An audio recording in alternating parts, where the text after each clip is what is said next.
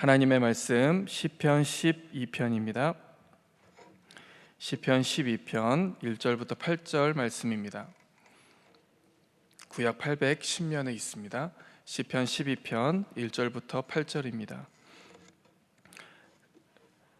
제가 봉독하겠습니다. 여호와여 도우소서. 경건한 자가 끊어지며 충실한 자들이 인생 중에 없어지나이다.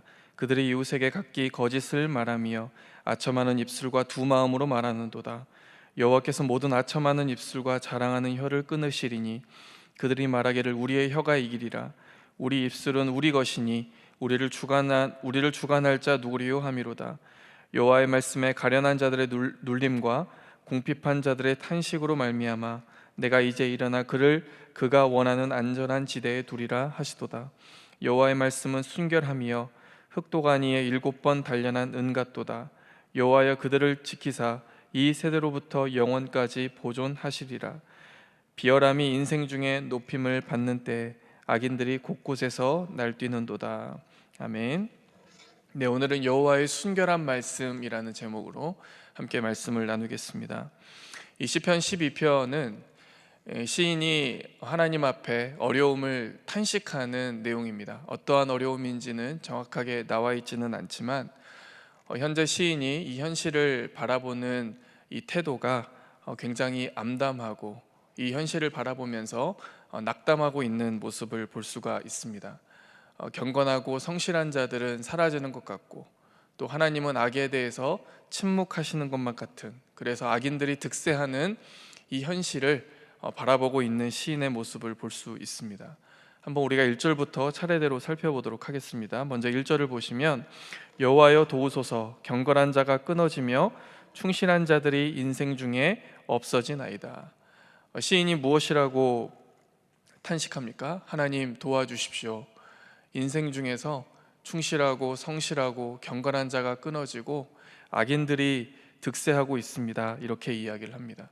여기에서 이 충실한 자, 또 경건한 자와 이 충실한 자는 이 하나님과 맺은 언약에 성실하고 또 그 하나님과 맺은 언약에 순종하는 자를 의미합니다. 하나님의 백성다운 사람들이죠. 하지만 시인은 이러한 사람들이 점점 사라지고 있다, 이렇게 낭망하고 있습니다. 이것이 바로 시인이 바라보는 현실의 모습이었습니다. 이 경건한 자와 충실한 자가 사라진 그 자리를 누가 채우고 있습니까? 2절 말씀해 보시면 그들이 이웃에게 각기 거짓을 말하며 아첨하는 입술과 두 마음으로 말하는도다. 그러니까 여기에서 1절과 반대되는 악인들의 모습이 나옵니다. 특히 악인들의 행동 가운데 이 악인들의 이 말에 대해서 강조하고 있습니다. 악인들은 먼저 거짓을 말합니다. 거짓은 잘 아시다시피 남을 속이고 남을 넘어뜨리고 남을 올무에 빠뜨리는 말입니다. 악인들은 먼저 거짓을 이야기하고 있고 또 두 번째로는 악인들은 아첨하는 말을 하고 있습니다. 아첨하는 말을 한다는 것은 겉보기에는 부드러운 말이지만 결국에는 그 부드러움 가운데 남을 해치고자 하는 잘못된 목적이 있다는 뜻이죠. 그러니까 악인들은 이렇게 자신들을 좋은 사람으로 포장하기 위해서 겉보기에는 아름다운 말을 하지만 실상은 남을 해치고 남을 넘어뜨리는 말을 한다라는 것입니다. 그리고 마지막으로 세 번째, 그 악인들은 두 마음으로 말하는도다. 이 두 마음으로 말한다는 뜻은 한마디로 이중잣대를 가지고 있다라는 뜻이죠. 이중잣대를 가지고 있는 사람에게는 진실을 추구하지 않습니다. 진실을 말하고자 하는 마음이 없습니다. 그저 자신들이 유리하고 자신들의 이익에 맞게 그때그때 상황에 따라서 이야기하면 됩니다. 그러니까 이중잣대, 두 마음으로 말하는 사람들이기 때문에 그들은 거짓을 말하고 그들은 아첨하는 말을 하는 것입니다. 이와 같은 현실, 악인들이 득세하고 경건한 자가 끊어지는 것만 같은 이 현실에 대해서 3절 말씀해 보시면 하나님께 이렇게 시인은 강구하고 있습니다. 3절에 보시면 여호와께서 모든 아첨하는 입술과 자랑하는 혀를 끊으시리니. 그러니까 1절 말씀해 보시면 시인은 충실한 자와 경건한 자가 끊어지고 있다, 이렇게 이야기를 하는데 하나님께 대해 이렇게 고백하고 있는 것입니다. 진짜 끊어져야 될 사람은 충실한 자와 경건한 자가 아니라 아첨하는 자와 거짓을 말하는 자, 자랑하는 자다, 이렇게 이야기를 하고 있는 것입니다. 특별히 3절에 보시면 악인들의 말에 대해 이야기할 때 한 가지 더 덧붙여진 표현이 있습니다. 바로 자랑하는 혀라는 표현입니다. 그러니까 그들은 악을 행하면서도 자랑했다는 것입니다. 자신들의 잘남, 자신들의 형통, 거짓을 통해 얻은 형통을 그들은 자랑했다라는 것입니다. 그러니까 이러한 거짓, 아첨, 교만한 말, 이러한 것들은 결국에는 하나님을 대적하는 것이죠. 그러니까 4절 말씀에 보시면은 그들이 결국에는 이러한 거짓된 말을 하는 목적에 대해서 이렇게 이야기를 합니다. 4절에 보면은 그들이 말하기를 우리의 혀가 이기리라, 우리의 입술은 우리의 것이니 우리를 주관할 자 누구리요 함이로다. 그러니까 여기에서 혀가 이기리라 라는 표현이 있는데, 이 표현이 다른 번역 성경에서는 이 다양한 말로 표현이 되어 있습니다. 어떤 번역 성경에는 혀가 우리의 힘이다, 또 다른 곳에서는 혀가 우리의 자랑이다, 또 다른 번역 성경에서는 혀는 우리의 기준이다, 이렇게 이야기를 합니다. 더 나아가서 심지어는 이들은 마지막에 보시면 우리를 주관할 자 누구리요, 이렇게 이야기합니다. 그러니까 그들의 이러한 말, 자랑하는 말, 아첨하는 말, 그리고 교만한 말, 이러한 말들의 이 궁극적인 목표가 어디에 있는지를 알려줍니다. 그 목표가 무엇입니까? 바로 하나님을 대적하는 것입니다. 그래서 하나님을 대적하는 것이기에 반드시 하나님께서 이들을 끊으실 것이다, 하나님 이들을 끊어주십시오 라고 시인은 간구하고 있는 것입니다. 그리고 시인은 5절 이하에 보시면은 이러한 사람을 무너뜨리는 이 악인들의 말과 대조되는, 사람을 살리고 사람을 위로하는 여호와의 말씀을 소개하고 있습니다. 그러니까 말씀드렸던 것처럼 악인들의 말은 사람을 죽이고 사람을 공격하는 말이지만, 하나님의 말씀, 여호와의 말씀은 사람을 살리고 위로하는 말이라는 것입니다. 특별히 5절 말씀을 보시면 여호와의 말씀에 가련한 자들의 눌림과 궁핍한 자들의 탄식으로 말미암아 내가 이제 일어나 그를 그가 원하는 안전한 지대에 두리라 하시도다. 그러니까 내가 이제 일어나, 하나님께서 의인들의 이 탄식 소리를 들으시고 이제 일어나 그 의인들을 구원하시기로 하나님께서 이제 일어나셨습니다. 그리고 여기에서 이 탄식하는 말, 그러니까 의인들의 탄식에서 이 탄식하는 이 말은 특별히 이 출애굽기에서 그 애굽의 노예 상태에 있었던 그 이스라엘 백성들이 하나님께 보였던 그 탄식을 배경으로 하고 있습니다. 출애굽기 2장 24절을 보시면 하나님이 그들의 고통 소리를 들으시고, 하나님이 그들의 고통 소리를 들으시고 하나님이 아브라함과 이삭과 야곱에게 세운 그 언약을 기억하사. 그러니까 여기에서 이 고통 소리라고 하는 이 단어가 오늘 본문에서 나오는 이 탄식과 같은 단어입니다. 그러니까 하나님께서는 이스라엘 백성들의 고통 소리, 이 탄식을 들으시고 아브라함과 이삭과 야곱과 맺은 그 언약을 신실하게 이행하시기 위해서 그 애굽에 있었던 그 이스라엘 백성들을 구원하셨던 것처럼 하나님께서는 의인들의 탄식 소리를 들으시고 하나님의 신실함으로 이들을 구원하실 것이다 라는 약속입니다. 그리고 하나님은 그들이 원하는 안전한 지대에 두겠다, 이렇게 이야기합니다. 여기서 이 안전한 지대에 두겠다라는 말의 의미는 내가 그를 구원의 영역에 두겠다, 이거를 문자 그대로 해석하면 내가 그를 구원의 영역에 두겠다, 다시 말하면 하나님의 날개 아래에 두겠다라고 하는 그런 의미라고 할 수 있겠습니다. 하나님의 이 약속과 하나님의 이 말씀은 반드시 이루어질 것입니다. 왜냐하면은 6절 말씀에서처럼 시인은 하나님의 말씀을 이렇게 믿고 고백하고 있기 때문입니다. 6절 말씀을 보실까요? 여호와의 말씀은 순결하며 흑도가니에 7번 단련한 은 같도다. 여호와의 말씀을 이렇게 찬양하고 있습니다. 그리고 여호와의 말씀, 시인이 고백하고 있는 그 여호와의 말씀이 이렇다라고 하는 것에 대해서 이야기하고 있습니다. 시인이 생각하는 여호와의 말씀은 어떻습니까? 여호와의 말씀은 순결하다, 그리고 여호와의 말씀은 은도가니에 7번 정제된 은과 같다, 이렇게 이야기합니다. 악인들의 말은 거짓되고 교만하고 사람을 넘어뜨리는 말이지만 하나님의 말씀은 순결하고 7번 정제된 은과 같다. 유대인들에게 있어서 이 7이라는 숫자는 완전수, 거룩함의 숫자이죠. 그러니까 여기에서 7번 단련한 은과 같다라는 말은 완전히 정제되었다, 완전히 단련되었다, 완전히 순결하다라고 하는 의미입니다.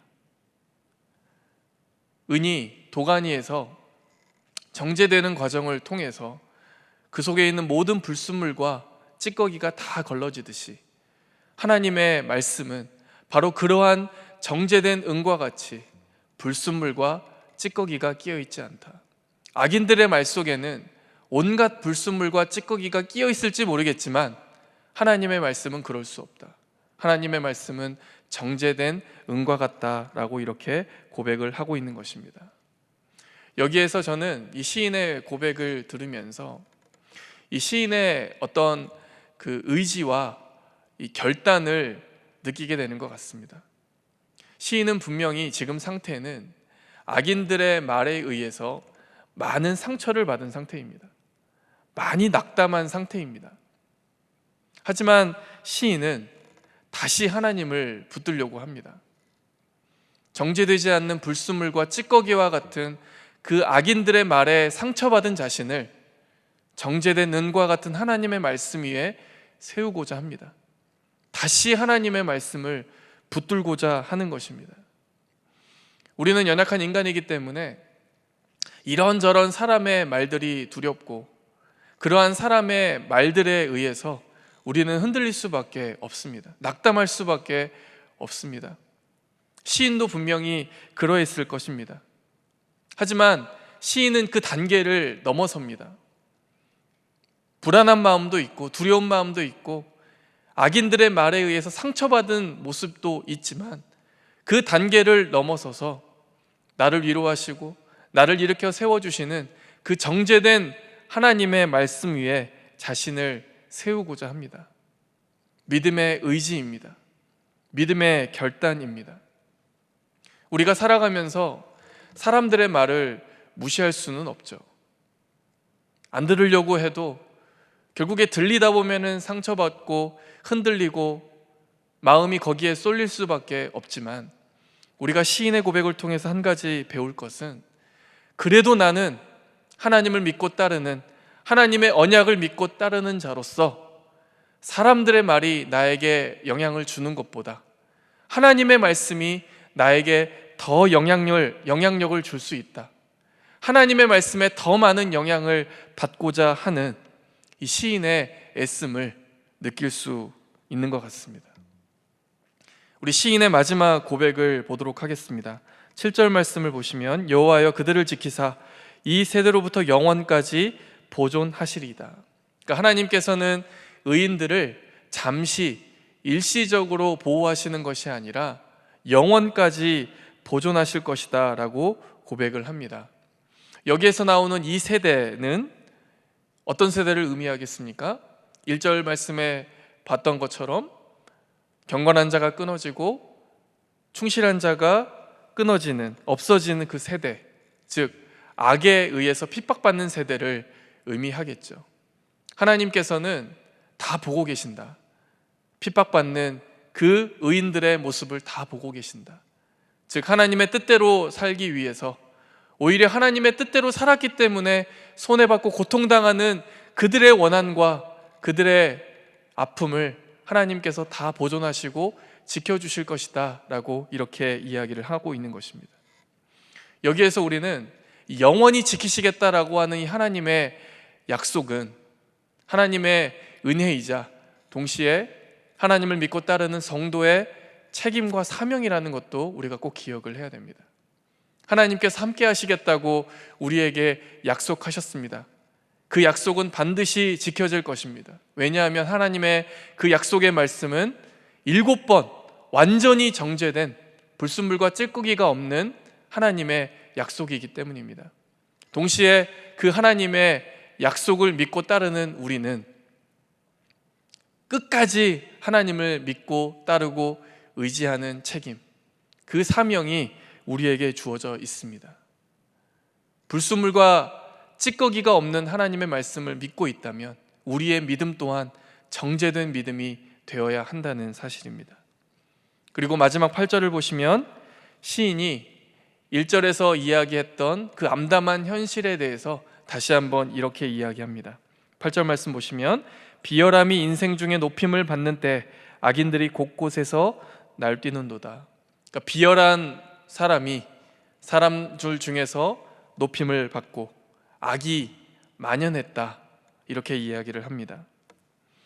그러니까 이것을 보면은 시인이 이렇게 믿음의 고백을 하기는 했지만 여전히 그가 처한 현실은 암담한 현실임을 하나님께 고백하고 마칩니다. 저는 이 장면을 보면서 하나님께서는 언제나 이 상황과 환경에 마음을 두시는 것이 아니라 그 상황과 환경을 살아가고 있는 사람의 마음에 더 많은 관심을 두시는 것 같습니다. 그래서 하나님은 때때로 부조리한 상황을 그대로 두실 때가 있습니다. 부조리한 상황을 그대로 두시고 한 사람의 마음을 먼저 다루십니다. 하박국 선지자가 그러했지 않습니까? 하박국 선지자는 하나님께 불만이 많았습니다.